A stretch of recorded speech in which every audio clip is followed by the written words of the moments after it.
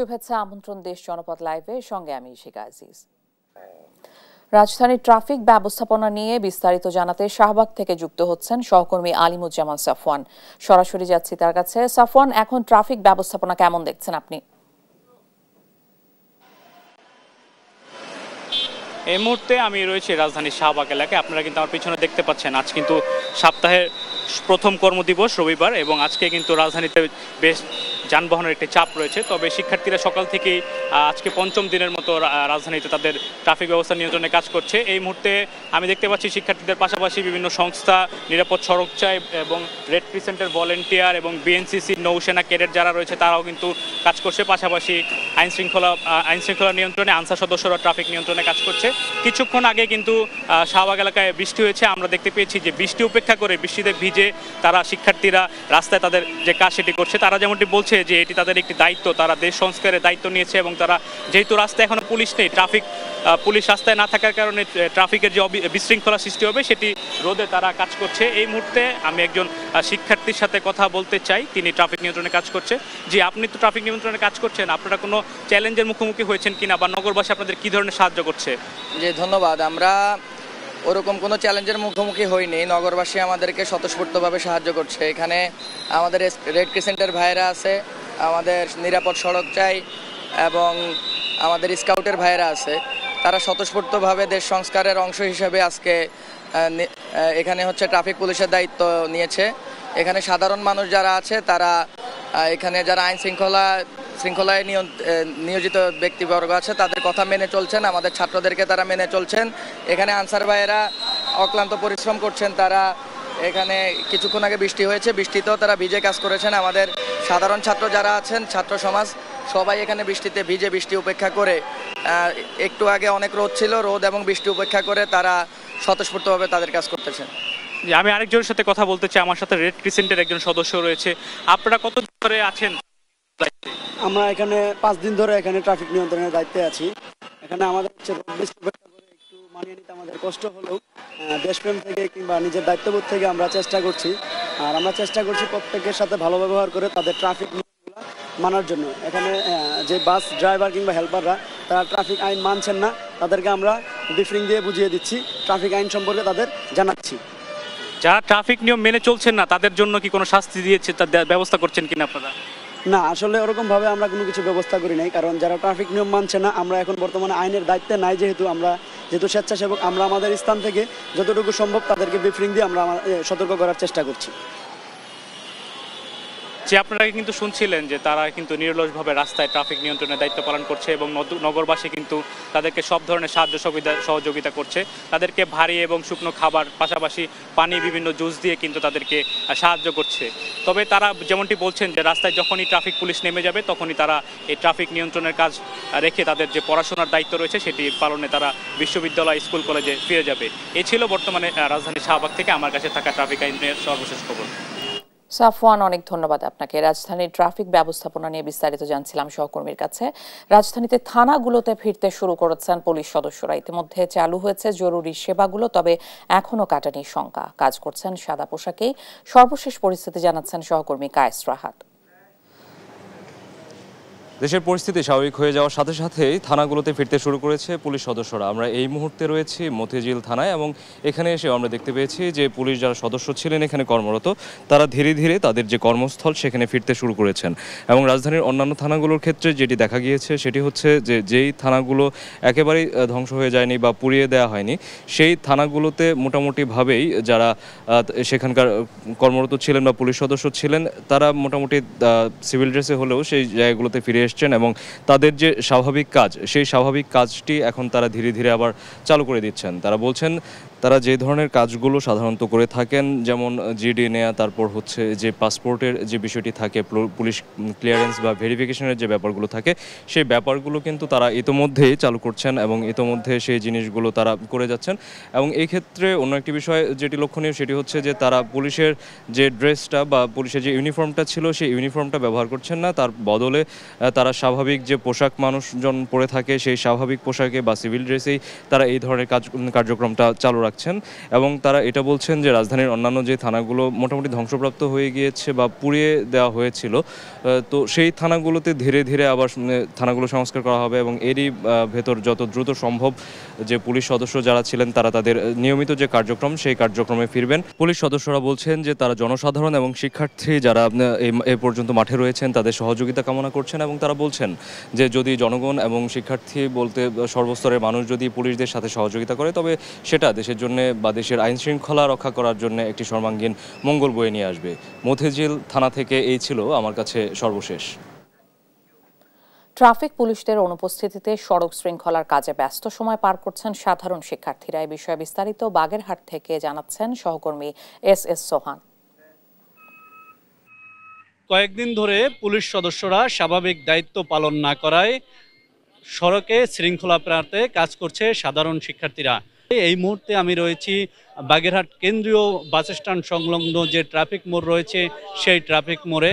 এখানে কিন্তু সকাল থেকে সাধারণ শিক্ষার্থীরা কাজ করে যাচ্ছেন এবং সাধারণ শিক্ষার্থীদের যে নির্দেশনা সেই নির্দেশনা মেনে যানবাহন চালক ও পথচারীরা রাস্তায় চলাচল করছে। সাধারণ শিক্ষার্থীদের এমন উদ্যোগে কিন্তু পথচারীরা খুবই খুশি হয়েছে। আমি এখন একজন শিক্ষার্থীর কাছে যাব, তিনি আসলে কিভাবে কাজ করছেন এবং কেমন সাড়া পাচ্ছেন সেটা একটু আপনাদেরকে জানানোর চেষ্টা করব। জি, আমরা ট্রাফিকের শৃঙ্খলা ফেরাতে এখানে স্টুডেন্টরা সহযোগে কাজ করছি। আমাদের বাজার মনিটরিং, হাসপাতাল পরিদর্শন সহ আমরা আরও অন্যান্য কাজ করতেছি। তার ভিতর আছে আমরা শিক্ষা প্রতিষ্ঠানে ক্যাম্পেইন করতেছি, এলাকায় হিন্দু সম্প্রদায় যারা আছে তাদের কাছে যাচ্ছি, মন্দিরগুলো পরিদর্শন করতেছি। আপনারা শুনছিলেন যে আমাদের এই শিক্ষার্থীরা কিভাবে সড়কে শৃঙ্খলা ফেরাতে কাজ করছে। বাগেরহাট থেকে এই ছিল আমার কাছে সড়কে শৃঙ্খলা ফেরাতে শিক্ষার্থীদের কাজের সর্বশেষ। ময়মনসিংহের আইন শৃঙ্খলা পরিস্থিতির সর্বশেষ খবর জানাচ্ছেন সহকর্মী ইলিয়াস আহমেদ। বৈষম্য বিরোধী ছাত্র আন্দোলনের মুখে দেশ থেকে বাধ্য হন শেখ হাসিনা।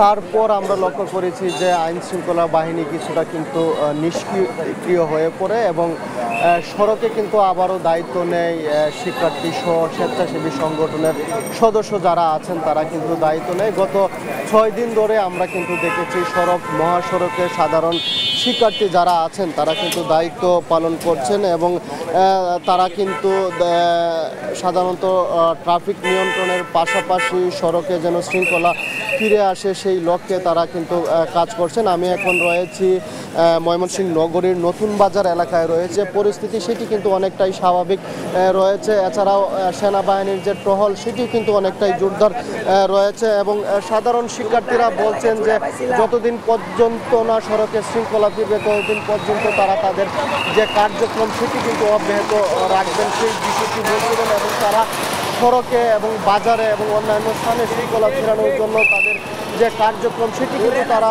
প্রশাসনের সমন্বয়ে করে যাচ্ছেন সেই বিষয়টি কিন্তু শিক্ষার্থীরা বলছিলেন এবং শিক্ষার্থীদের এই উদ্যোগকে কিন্তু স্বাগত জানিয়েছেন নাগরিক সমাজের নেতৃবৃন্দরা। সর্বোপরি বলা যায় যে ময়মনসিংহের আইন শৃঙ্খলা পরিস্থিতি অনেকটাই স্বাভাবিক রয়েছে। এই ছিল আমার কাছে ময়মনসিংহ থেকে সর্বশেষ তথ্য। মাছ মাংসের বাজার দর জানাচ্ছেন ভোলা থেকে সহকর্মী ছোটন সাহা। বলা যায় যে ভোলার যে নিত্যপণ্যের দরদাম, সবজি এবং নিত্যপণ্য সহ অন্যান্য পণ্যের দাম কিছুটা নিয়ন্ত্রণে থাকলেও মাছ এবং মাংসের বাজারের অস্থিরতা এখনো চলছে। কারণ আমরা দেখেছি আজকেও মাছ বাজার ঘুরে মাছের দাম, প্রতিটি মাছের দামে কিন্তু অনেকটা চড়া। বিশেষ করে ইলিশের দাম কিন্তু আকাশচুম্বী যে অবস্থা, মাছের দাম ক্রেতারা বাজারে এসে অনেকটা হতাশ প্রকাশ করছেন, ক্ষোভ প্রকাশ করছেন। যদিও মাংসের দাম কিছুটা স্থিতিশীল, গরুর মাংসের দাম 650 টাকা এবং খাসির মাংসের দাম 1000 টাকা কেজি প্রতি বিক্রি হচ্ছে এবং এছাড়াও অন্যান্য মুরগি যেমন ব্রয়লার বা দেশি যে মুরগি রয়েছে সেগুলোর দামও কিন্তু বলা যায় অনেকটাই আকাশচুম্বী। আমরা দেখেছি যে গত কয়েকদিন ধরে সাধারণ ছাত্র সমাজের নেতৃবৃন্দ কিন্তু নিত্যপণ্যের বাজার ঘুরেছেন এবং তারা ঘুরে কিন্তু বাজার মনিটরিং করেছেন এবং দরদাম যত নিয়ন্ত্রণে থাকে সেই ব্যাপারে তারা সতর্ক করে দিয়েছেন। গতকালকেও কিন্তু আমরা দেখেছি ছাত্ররা বাজার মনিটরিং করেছেন। তো এমনই অবস্থায় যারা সাধারণ ক্রেতা রয়েছেন তারা দাবি তুলেছেন যাতে অন্ততপক্ষে নিত্যপণ্যের দরদাম অনেকটা নাগালের মধ্যে থাকে, যাতে যারা নিম্নবিত্ত মানুষ রয়েছেন তারা যাতে বাজারে এসে মাছ মাংস স্বাভাবিকভাবেই কিনতে পারেন, এমনটি কিন্তু দাবি তারা তুলেছেন। তো এ ছিল আমার কাছে ভোলার বাজারে মাছ এবং মাংসের দরদাম নিয়ে সর্বশেষ তথ্য। স্বাভাবিক হচ্ছে নিত্যপণ্যের দাম। মুন্সিগঞ্জ থেকে বাজার পরিস্থিতির সবশেষ খবর জানাচ্ছেন সহকর্মী সুমিত সরকার সুমন। চলমান পরিস্থিতিতে আসলে এখন বাজার পরিস্থিতি কিছুটা স্বাভাবিক হয়েছে বলে আমরা কয়েকটি বাজার ঘুরে দেখেছি। এখানে আসলে সবজির দাম কিছুটা কমেছে। এই যেমন কাঁচা মরিচে গত কয়েকদিন আগে ছিল 220 টাকা, সেই কাঁচা মরিচ এখন বিক্রি হচ্ছে 120 টাকায়। পটল 60 টাকা ছিল, সেই পটল এখন 40 টাকা বিক্রি হচ্ছে। বেগুন 60 টাকা, 20 টাকা কমে বিক্রি হচ্ছে 40 টাকা। তেমনভাবে শাক সবজির দামও কিছুটা কমেছে বলে আমরা জানতে পেরেছি। এই বিষয়ে আমি এখন একজন বিক্রেতার সাথে কথা বলবো, তার সাথে একটু জানার চেষ্টা করব যে আসলে দাম বাজারে কেমন আছে। আপনি একটু জানাবেন আমাদের যে বাজার কি অবস্থা? হ্যাঁ, বাজার আগে চেয়ে অনেক 10 টাকা 20 টাকা প্রতি মালে কমছে, প্রতি মালের দাম কমছে। বাজার বর্ষাকালের দিন তো তাই তো বেশি, আবার সামনে আবার দাম আরও কমে যাবে। ধন্যবাদ।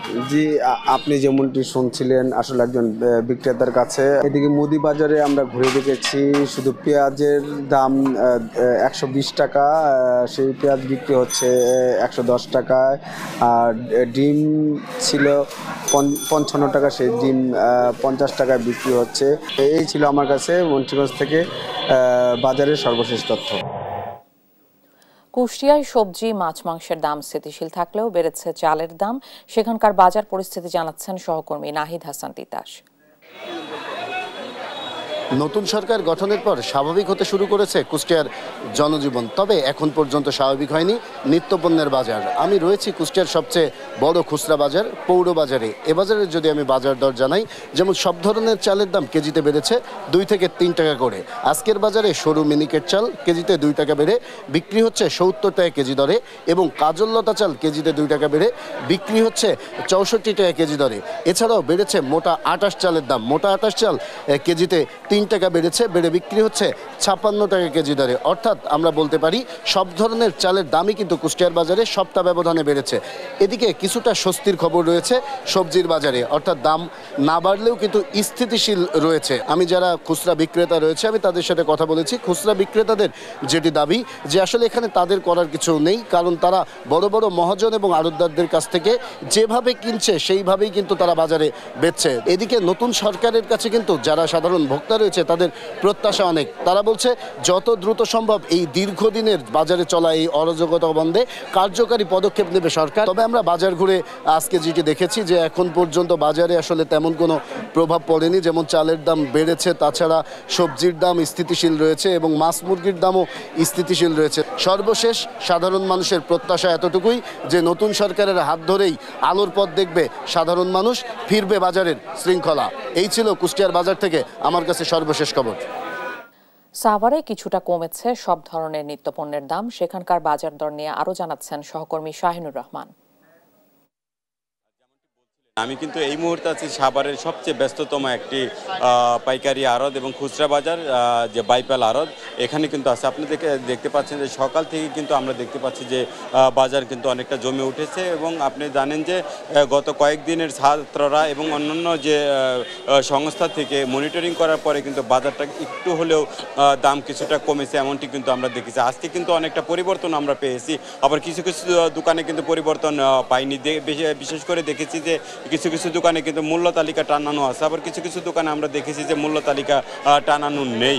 এবং সেই সাথে আপনাদেরকে যদি জানাই যে বাজারে বিশেষ করে পেঁয়াজ আলু থেকে শুরু করে অন্যান্য যে সবজিগুলো আছে প্রত্যেকটা জিনিসের দাম কিন্তু 2 থেকে 5 টাকা করে কমেছে এমনটি কিন্তু দেখেছি। এবং আমরা দেখেছি যে গত কয়েকদিন আগে পেঁয়াজের দাম কিন্তু 110 টাকা কেজি দরে থাকলেও আজকে দেখেছি যে 90 টাকা দরে কিন্তু বিক্রি হচ্ছে এই পেঁয়াজ। এবং আলুর দাম দেখেছি গত কয়েকদিন আগে 60 টাকা কেজি দরে বিক্রি হলেও আজকে কিন্তু দেখেছি যে 45 থেকে 50 টাকা কেজি দরে বিক্রি হচ্ছে এমনটি কিন্তু আমরা দেখতে পাচ্ছি। আমরা যদি একটু দেখাই আপনাদেরকে যে বাজারের সর্বশেষ অবস্থাটা, যে আমরা দেখতে পাচ্ছি যে সব ধরনের সবজি কিন্তু এখানে আছে। আমরা যদি এখানে একজন দোকানির সাথে কথা বলার চেষ্টা করি যে এই যে বাজারের যে দামের, আপনার তো দোকান, একটু যদি আপনার সাথে একটু কথা বলার চেষ্টা করি জিনিসপত্রের একটু দামটা নিয়ে আমরা একটু কথা বলি। বিশেষ করে এই যে এগুলো একটু দামগুলিকে বলেন আমাদের। এই চিচিঙ্গা আপনাকে 40 টাকা কেনা, ঠিক আছে, 50 টাকা বিক্রি। লতি আপনাকে 60 টাকা কেনা, 70 টাকা বিক্রি। জালি আপনাকে 35 টাকা কেনা, 40 টাকা বিক্রি। ঠিক আছে, লাউ 40 টাকা কেনা, 50 টাকা বিক্রি। এখন ব্যবসায়ীরা মুক্ত হয়েছে, এই যে দেশ মুক্ত হয়েছে, এই জন্য ব্যবসায়ীরা সবাই খুশি। আপনারা কি মূল্য তালিকাটা নিয়েছেন? আমরা মূল্য তালিকা দিয়েছি, এখন যে রেট আছে ওই রেটের আমরা মূল্য তালিকা দিয়েছি। আচ্ছা, যেমনটি বলছিলেন একজন দোকানি, আমরা যে কথা বললাম যে উনি কিন্তু জানিয়েছে যে বাজারে যে ওনারা যদি কমে কিনতে পারে কমে কিন্তু ওনারা বিক্রি করবে এমনটি কিন্তু বলেছে। এই ছিল আশুলিয়ার বাইপাল বাজার থেকে। বঙ্গভবনে শপথ নেবেন নতুন প্রধান বিচারপতি সৈয়দ রেফাত আহমেদ, সেই সঙ্গে শপথ নেবেন অন্তর্বর্তী সরকারের উপদেষ্টারাও। শপথের প্রস্তুতি নিয়ে আরো জানাতে এই মুহূর্তে বঙ্গভবনের সামনে থেকে যুক্ত হচ্ছেন সহকর্মী শামীমা আক্তার। শামীমা, বঙ্গভবনের শপথের প্রস্তুতি কেমন দেখছেন?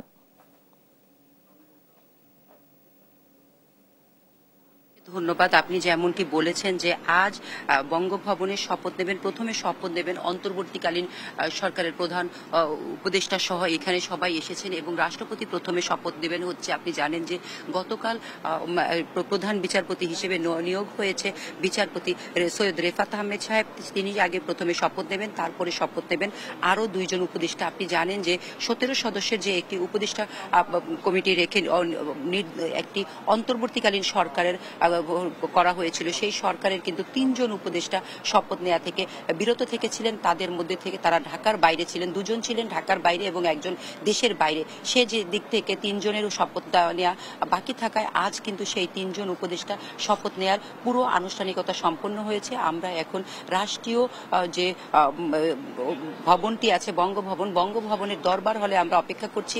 আমরা জানি যে কিছুক্ষণের মধ্যেই হয়তো সেই শপথ অনুষ্ঠান শুরু হবে এবং সেখানে প্রথমে অন্তর্বর্তীকালীন সরকারের উপদেষ্টাদের মধ্যে শপথ নেবেন হচ্ছেন বিধান রঞ্জন রায় পোদ্দার ও সুপ্রদীপ চাকমা। তারা 2 জন ইতোমধ্যেই বঙ্গভবনে এসে উপস্থিত হয়েছেন। আমরা জানি যে বঙ্গভবনের প্রেস উইং থেকে আমাদেরকে যেটি জানানো হয়েছে যে এই 2 জন উপদেষ্টা আজ বঙ্গভবনে শপথ নেবেন এবং বাকি 1 জন আছেন যিনি হচ্ছেন আরেকজন, তার নাম হচ্ছে ফারুকি আজম। তিনি যুক্তরাষ্ট্রে অবস্থান করার কারণে তিনি এখন পর্যন্ত আসতে পারেননি, যে কারণে আজ তার শপথ নেওয়াটি থেকে হচ্ছে না। এবং আপনি জানেন যে গত 5 আগস্ট ছাত্র জনতার যে এক অভ্যুত্থান হয়েছিল, সেই অভ্যুত্থানে কিন্তু শেখ হাসিনা সরকারের পদত্যাগ করেছেন এবং তারপরেও কিন্তু 2 দিন পরে দেখা গেছে যে গত 8 তারিখে যেটি হয়েছে যে ডক্টর মোহাম্মদ ইউনুস, যাকে আমরা জানি যে নোবেল বিজয়ী, সারা বাংলাদেশের নামকে যিনি সারা পৃথিবীতে উজ্জ্বল করে তুলে ধরেছেন, তিনি হচ্ছেন ডক্টর মোহাম্মদ ইউনুস। তিনি প্রধান উপদেষ্টা হয়ে কিন্তু শপথ নিয়েছিলেন গত বৃহস্পতিবার রাতে। এর মধ্যে আমরা দেখেছি তিনি সাভারের স্মৃতিসৌধে গিয়ে জাতির বীর সন্তানদের প্রতি শ্রদ্ধা নিবেদন করেছেন। তিনি এরপরে যে 16 জুলাই যে শহীদ হয়েছিলেন শহীদ আবু সাইদের বাসায় তিনি গতকালকে গিয়েছেন এবং আজকে তিনি এখানে কিছুক্ষণ পরে আসবেন শপথ নিতে। আর যদি এখন আপনাদেরকে আমি বঙ্গভবনের চিত্রটি বলি তাহলে আপনি দেখতে পাচ্ছেন যে বঙ্গভবনে কিন্তু শপথ অনুষ্ঠানের জন্য সুপ্রিম কোর্ট থেকে প্রধান বিচারপতির যে রেজিস্ট্রারগণ আছেন তারা এসেছেন, তার একান্ত কর্মকর্তারা এসেছেন এবং আমরা এখানে দেখতে পাচ্ছি যে আইন উপদেষ্টা অধ্যাপক আসিফ নজরুল স্যার আছেন এবং তার সাথে তার সচিব মহোদয় আছেন। এছাড়া হাইকোর্ট বিভাগের বেশ কয়েকজন, প্রায় আমি জনাভিষেক বিচারপতিকে দেখেছি যারা হচ্ছে এই শপথ অনুষ্ঠানে আমন্ত্রিত অতিথি হয়ে এসেছেন।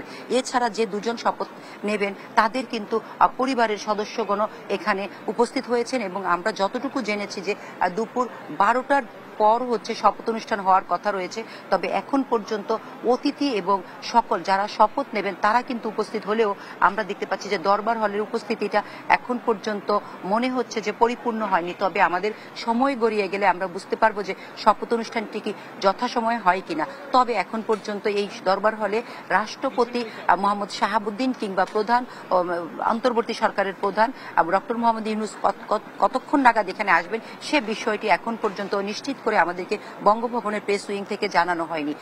ইশিকা, বঙ্গভবন থেকে এই ছিল আমার কাছে সর্বশেষ তথ্য। শামীমা, অনেক ধন্যবাদ আপনাকে। বঙ্গভবনের দরবার হল থেকে শপথের প্রস্তুতি নিয়ে বিস্তারিত জানছিলাম সহকর্মী শামীমা আক্তারের কাছে। অন্তর্বর্তীকালীন সরকারের কাছে একটি সুশৃঙ্খল বাংলাদেশ প্রত্যাশা করেন সাধারণ জনগণ। এই বিষয়ে বিস্তারিত জানাচ্ছেন গাজীপুর থেকে সহকর্মী নজরুল ইসলাম। যেমনটা বলছিলেন, আপনারা জানেন যে আমরা যেখানটায় রয়েছি এবং আশপাশে কিন্তু জনসাধারণ সাথে বিভিন্ন শ্রেণী পেশার মানুষের সাথে কিন্তু আমরা কথা বলে যেটা জানতে পেরেছি, এই সরকারের কাছে কিন্তু তাদের বহু প্রত্যাশা রয়েছে। তারা কিন্তু চাচ্ছেন যে একটি পরিচ্ছন্ন সরকার গঠন করবে এবং সেই সরকারের মাধ্যমে যেন সর্বস্তরে মানুষের যে নিরাপত্তার ব্যাপার সেটাও কিন্তু বলেছেন এবং চলমান যে সহিংস ঘটনা রয়েছে সে থেকে সাধারণ মানুষ মুক্তি চাচ্ছেন। এর পাশাপাশি যেন প্রতিটি দপ্তরেই মানুষের যেন পরিচ্ছন্ন ফিরে আসে এরকমটি প্রত্যাশা করছেন এবং তার পাশাপাশি যে দেশের আইনের শাসন কিন্তু তারা চাচ্ছেন যে এতদিন যাই কিছু হয়েছে সেটা বড় কথা না, এখন কিন্তু সাধারণ মানুষ চাচ্ছেন যে আইনের শাসন যেন সবটি শ্রেণী সব জায়গায় যেন সেটা চলমান থাকে এবং মানুষ যেন নিরাপদে থাকতে পারেন। সব কিছু মিলে কিন্তু একটি সুন্দর পরিবেশ চাচ্ছেন। বাজারের যে ঊর্ধ্বগতি এগুলির দাম কমাইতে হবে। এই সরকারের পরিবর্তনের পরে অনেক চুরি ডাকাতি বালা মানুষের মায়ের দূর করে এগুলি বন্ধ করতে হবে। দেশটা শান্তিতে থাক, মানুষের শান্তি হোক, এই দুর্নীতি থেকে মুক্তি হোক। এর পাশাপাশি যে প্রতিটি জায়গায় অর্থাৎ যে গুরুত্বপূর্ণ স্থানগুলো সেটিকে এবং দুর্নীতি মুক্ত করতে পারেন এবং যিনি স্বচ্ছতা ফিরিয়ে আনেন এরকমটাই দাবি কিন্তু সাধারণ মানুষ করছেন। তো আমরা কিন্তু আমি যেখানটায় দাঁড়িয়ে রয়েছি এখানটায় কিন্তু আপনার গাজীপুর চৌরাস্তা এলাকায়, এখানে কিন্তু আমি অনেক মানুষের সাথেই কথা বলেছি।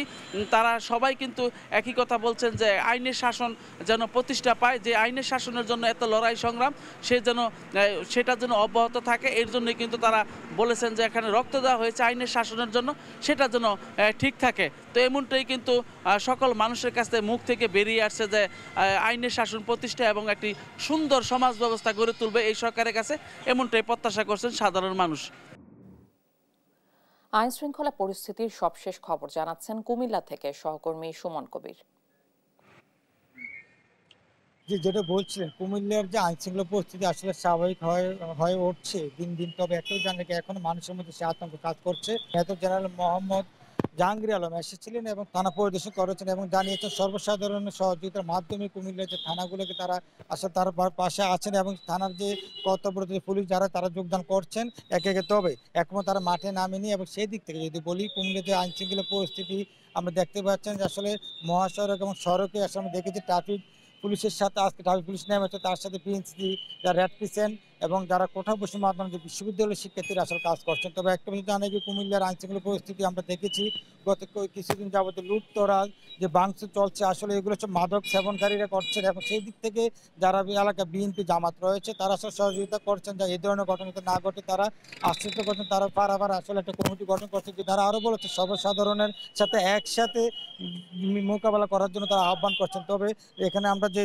কথাটা বলতে চাচ্ছেন যে কুমিল্লা পুলিশ জেলা প্রশাসক বলছেন সেজাতে থানার যে কোতোয়ালি থানা এবং সদর দক্ষিণ মডেল থানার যে ওসি তারা বলছেন সকলে একযোগ কাজ করলে আসলে এই পরিস্থিতি মোকাবেলা করা যাবে। যদিও পুলিশের মধ্যে সে আস্থা ফিরে আসার জন্য আসলে তারা বিশেষ কাজ করছেন। আবার সেই দিক থেকে যদি বলি আজকে আনসার রয়েছে আসলে ট্রাফিকের দায়িত্বে, আপনার সাধারণ শিক্ষার্থী আজকে নাই, যদি স্কুল কলেজ তাদেরকে বলছেন যে আসলে ট্রাফিকের দায়িত্ব তাদের পালন করার দরকার নেই, তারা বলছে তাদেরকে স্কুলে যাওয়ার জন্য আহ্বান করেছেন। সেই দিক থেকে যদি বলি কুমিল্লা আইনশৃঙ্খলার যে পরিস্থিতি সেই পরিস্থিতি মোকাবেলা করার জন্য সর্বসাধারণের জন্য বিশেষভাবে অনুরোধ করেছেন। তাছাড়া এই ছিল কুমিল্লার যে সার্বিক পরিস্থিতি বলতে চাই। এখন হয়তো মানুষের মধ্যে সে আতঙ্ক কাজ করছে, কারণ রাত হলে মানুষ ঘুমাতে পারছে না, ডাকাতদের এবং লুটতরাজদের অত্যাচার মাদক সেবী যারা করে থাকে তারা আসলে বিশেষ করে প্রত্যেকটি মহল্লায় আসলে তারা এই ধরনের লুটতরাজ এবং ভাঙচুর চালিয়ে যাচ্ছেন। এবং বিশেষ করে আপনাকে যদি বলি, পারবারে মহল্লা যে কমিটি গঠন করা হচ্ছে, তারা বলছে আইনশৃঙ্খলা পরিস্থিতি আনার জন্য সকল ধরনের কাজ তারা একসাথে সমন্বয়ভাবে করবে। এই ছিল কুমিল্লা থেকে সর্বশেষ। আইন শৃঙ্খলা পরিস্থিতির সবশেষ খবর জানাচ্ছেন খুলনা থেকে সহকর্মী নূর ইসলাম রকি। খুলনায় কিন্তু স্বাভাবিক হতে শুরু করেছে আইন শৃঙ্খলা পরিস্থিতি। আমরা শহর ঘুরে যেটা দেখতে পেয়েছি যে সেনাবাহিনীর বিজেপির টহল কিন্তু বহাল আছে, যার কারণে সাধারণ মানুষের ভিতর একটু স্বস্তি ফিরেছে। আমরা খুলনা শহরের সিটি কর্পোরেশনের যে থানাগুলো আছে থানাগুলোতে গিয়েছি। থানাগুলোতে গিয়ে আমরা দেখতে পেয়েছি যে থানাগুলোর সামনে কিন্তু সেনাবাহিনী, নৌবাহিনীর তারা কর্মরত আছে এবং পাশাপাশি পুলিশ সদস্যরাও কিন্তু তারা তাদের কাজ করে যাচ্ছে। তবে পুলিশ সদস্যরা আমাদের যেটি জানিয়েছে যে তারা আপাতত থানার ভিতরই সীমাবদ্ধ আছে এবং থানার ভিতর যে কার্যক্রমগুলো যেগুলো আছে, অভিযোগ গ্রহণ, মামলা গ্রহণ যদি এগুলি করছে, আপাতত কিন্তু কোনো টহল তারা দিচ্ছে না। পাশাপাশি সেনাবাহিনীদের সাথে আমরা কথা বলে যেটা জানতে পেরেছি যে নির্দেশনা মোতাবেক তারা কিন্তু প্রত্যেকটি থানায় আসলে অস্থায়ীভাবে ক্যাম্প তৈরি করেছে এবং খুব দ্রুতই তাদের নেতৃত্বে কিন্তু পুলিশ সদস্যরা বাইরে টহল দিতে যাবে। আমরা কথা বলেছি খুলনা মেট্রোপলিটন পুলিশের একজন কর্মকর্তার সাথে। তারা আমাদেরকে যেটি জানিয়েছেন যে ইতিমধ্যে খুলনার সিটি কর্পোরেশনের ৯টি থানাতে কিন্তু সেনাবাহিনী পৌঁছে গিয়েছে, পাশাপাশি নৌবাহিনীও অবস্থান করছে এবং শহরগুলোতে কিন্তু বিজেপি এবং সেনাবাহিনীর টহল বহাল আছে। তারা যেটি জানিয়েছে যে পুলিশের যে সদস্যরা তারা কিন্তু খুব দ্রুতই মাঠে নামবে এবং পরিস্থিতি আগে থেকে অনেকটাই স্বাভাবিক বলে তারা আমাদেরকে জানিয়েছে। পাশাপাশি আরেকটি বিষয় একটু বলে রাখি যে যানমালের নিরাপত্তাও স্বাভাবিক এবং এই সেনাবাহিনী, পুলিশ বাহিনীর, বিজিবির পাশাপাশি কিন্তু খুলনা যারা বৈষম্যবিরোধী ছাত্র আন্দোলন করেছে তারাও কিন্তু নিরাপত্তার জন্য আসলে মাঠে কাজ করছে। ট্রাফিক পুলিশের কাছ থেকে শুরু করে রাতে মন্দির মসজিদ পাহারা দেওয়া শুরু করে বিশেষ করে অনেক এলাকায় কিন্তু তারা রাত্রে পাহারা দিচ্ছে এবং নিজ উদ্যোগে। খুলনা থেকে আইন শৃঙ্খলা পরিস্থিতি নিয়ে এটা ছিল আমার কাছে সর্বশেষ সংবাদ। এই ছিল এখনকার দেশ জনপদ লাইভ। পরের বুলেটিন দেখার আমন্ত্রণ রইল। ধন্যবাদ।